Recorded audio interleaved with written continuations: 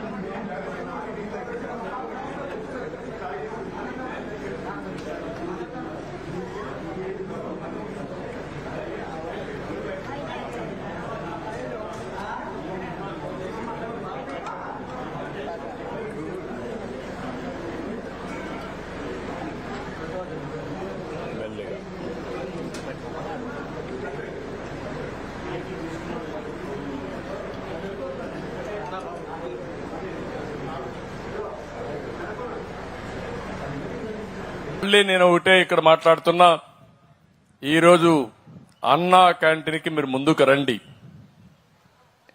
ఇదొక స్ఫూర్తిగా తీసుకోండి. చాలా మంది వస్తున్నారు. 1,00,000, 2 లక్షలు, 5 లక్షలు, 10 లక్షలు ఇస్తున్నారు. వారందరిని అభినందిస్తున్నా. దీనికి అన్నా క్యాంటీన్స్ కి account number 378181650997 SBI account open చేశాం. IFSC కోడ్ SBI N00200541 ఈ నెంబర్ ఉంది. ఇది కూడా నేను ఎక్కడెక్కడ పేపర్లో ఇస్తా ఉంటాం. గవర్నమెంట్ వెబ్సైట్ లో పెడతాం. ఎవరన్నా పే చేయాలంటే డైరెక్ట్ కూడా వెబ్సైట్ ఉంది. annacanteen.ap.gov.in ఇది కూడా మీరు పెడితే ఎక్కడికక్కడ పంపించే పరిస్థితి వస్తుంది. మనందరం కలుద్దాం, సమిష్టిగా ఆలోచిద్దాం, సమిష్టిగా పనిచేద్దాం.